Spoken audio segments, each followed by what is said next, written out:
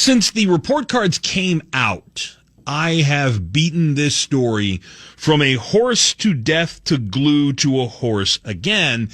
And I know, I own this. I get soapboxy about schools in Wisconsin because this is one of the things that government's supposed to do. We've chosen public education. And this is something that Wisconsin just can't seem to get right. And worse, the Wisconsin Department of Public Instruction continues to try to lie to parents about what's really going on in their schools. We're not going to go over the broad strokes. We're going to tell the big story by telling the little story. Here to help us do that, Will Flanders with the Wisconsin Institute for Law and Liberty. Will, thanks so very much for taking some time. Thanks for joining us here this morning. Good morning. Happy to help you turn the horse back into glue once again here. Hey, look, I know I own this. I next week we'll do a no schools week. I have to impose the ban on myself.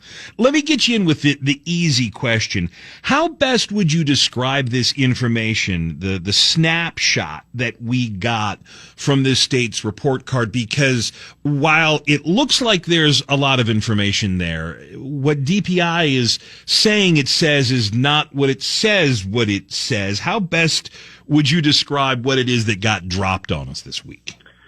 Yeah, so I think increasingly the report cards are entirely useless as a tool for parents or taxpayers or really anyone in the state to know what's going on in Wisconsin schools. And you're right, this isn't a problem that's new this year. This is a problem that's continued to exist, for the past decade, really.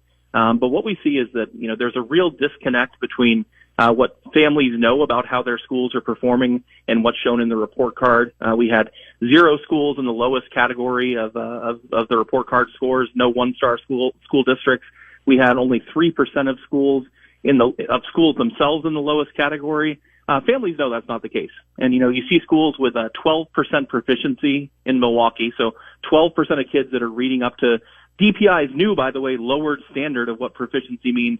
That school is rated as exceeds expectations on the report card. So that's unacceptable. And this data, while it's a big data dump, is increasingly useless as any sort of metric about how schools are doing.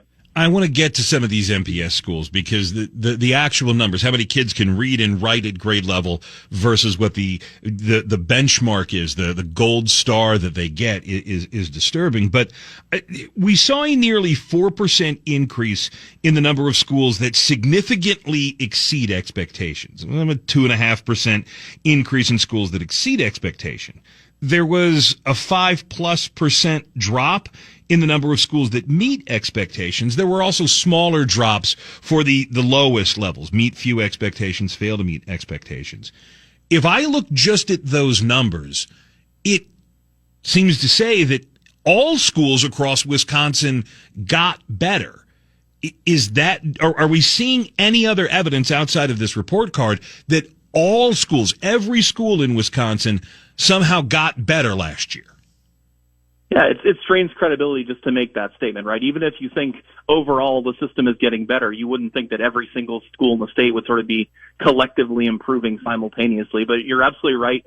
What we see in these report card scores is that more and more schools were pushed into the 4- and 5-star category, not by a huge extent, just as you said, 2 and 3% more schools in those categories, but fewer schools in the lower 3 categories. So we're pushing everything up. There's no evidence that students are learning more. Proficiency levels were relatively flat across the state. But what we've seen in the past couple of years, recall, is DPI first changed the forward exam. They changed what proficiency means. We used to be tied to a national metric, the NAEP, that made us comparable with proficiency around the country and with a national test. Then they went back and said, well, we've made these changes. Now we need to change the report cards to match that. And what they've done with the report cards, again, is continue what we've seen. It's a Lake Wobegon effect. Everyone's above average. Everyone's getting better. But frankly, DPI is straight up lying to families and parents around the state. I loved it. I think it was Brian Fraley over at the Dairyland Sentinel. He said, participation trophies for all, even though everybody knows that, yeah, you may have the trophy, but being a really good trier is not the same as being a really good doer. We're talking with Will Flanders. He's with the Wisconsin Institute for Law and Liberty. I linked to his report over on my X. Just go find that at Yount1130. And you can go over some of these numbers on your own because you really do have to sit and look and realize what it is that DPI says that's a really good school. There are 3 MPS schools that you point out that are ranked as exceeding expectations, yet fewer than 20% of kids can actually read or write at grade level. There are 5 other schools that meet expectations, but the reading scores are all under 10%. In other words, 90% of kids in those schools can't read or write at grade level, yet DPI says they meet expectations. This is kind of a softball on the tee question, but Will, shouldn't the expectation be that kids can read and write? Yeah, when we were testifying a few months ago on some of these new metrics, the DPI representatives said that our previous proficiency standards were too aspirational. I think that was the exact phrase. Our argument was we ought to have aspirational standards. We ought to want more for our kids and to do better. Go back 20 years at this point. George W. Bush used to talk about the soft bigotry of low expectations. When you set the bar low for kids and families, then that's where kids and families get to. We're telling kids they're doing okay as we see rates of remediation in colleges increasing, where we see businesses around the state saying, people that are going to be employed can't even necessarily read the contracts they're being asked to sign for their employment. So all the real metrics, the ones that have remained objective, have suggested that we're failing and that we're getting worse. But DPI wants to whistle past the graveyard, wants to have the Lake Wobegon effect, whatever analogy you want to use. They want to lie to families and say everything's okay when all the evidence suggests that we should be considering ourselves to be in a crisis. Now, where we do see some success, where things are looking at least a little bit better, is with our choice and charter schools.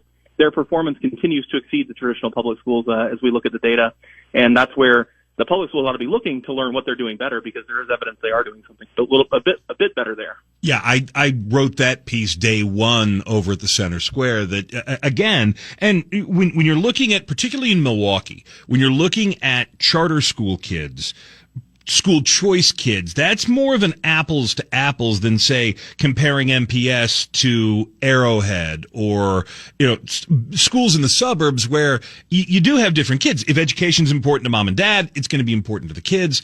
In the suburbs, education is just by and large more important to mom and dad. They're the ones who went and got advanced degrees themselves. But no, when you look at the school choice numbers, and this is why we talk about school choice so much, these kids aren't dumb. They can learn, and they do. It's just an indictment of MPS that they don't. I want to get to one rather technical thing, because we do have some people who really like to get into the numbers on these things. You talked in your report over at Will about how these report cards measure growth, but growth is not the same as learning. If you didn't know your ABCs last year and now you know your ABCs, but you still can't read them, that's growth. That's not the same as being able to do what a 4th grader, an 8th grader, a high school senior should be able to do. Yeah, that's absolutely right. And when you look at some of the really low scores that beat or exceed expectations in Milwaukee and other places that we were talking about, some of that is accounted for by how much growth is incorporated into the report card. Essentially what growth is, are you helping to catch kids up? And that is important. We want kids to be caught up if they're behind, and that's essentially what the growth metric measures. But we have schools where they're being rewarded almost entirely for their growth, but not necessarily for getting kids to a level of actually being proficient. So it's great if you're helping kids catch up, but eventually you have to get to that level where kids can read on grade level, where they are, sort of meeting our expectations for what they can do in the workforce. Growth doesn't necessarily measure that, and our report card over accounts for that. And, that's on the legislature and DPI to try to fix. I was going to ask you a question to sort of get you out on a big picture thing, but a texter here in the 262 actually had a far better question, so I'm going to ask this one. Do you think that this fudging of the numbers has to do with covering up the push to shut down schools during COVID, to make it look like it never happened? I'm not tinfoil hat Ben. I wouldn't put it past DPI. It's clear that they're fudging the numbers, but do you think that as we watched the drop in learning that came about because of the year or two missed for COVID, is that one of the reasons why DPI is going to these lengths to play these games with these report cards? It's a great point, and I think all you can do is look at the history. When did DPI start making these changes? It was when we started seeing all the horror stories of how far kids were behind from in like Milwaukee, missing a year and a half of school. So, while they're not on the record saying it, I think the evidence is sort of right in front of our face that at least it suggests that would be consistent with what we're seeing. If you're trying to hide the ball about COVID, then you start changing these standards after kids come back and we see they're not caught up and they're not learning at the level they were before. This is going to be people are going to write books about this as to how COVID just absolutely, even a year and a half, screwed kids out of an education. But thank God for it, because if we wouldn't have seen what happened during COVID, if moms and dads wouldn't have seen just what their kids weren't learning, I don't think that there would be as much pressure to fix it. And so it's I guess, making the best of a bad situation. And it'll be interesting to go forward. And we'll keep digging these numbers. And you guys over at Will do a fantastic job. Will Flanders, Wisconsin Institute for Law and Liberty. Thanks so much. Thanks for taking the time. Thanks for joining us here on the Benjamin Yount Show. Thank you. Have a great day.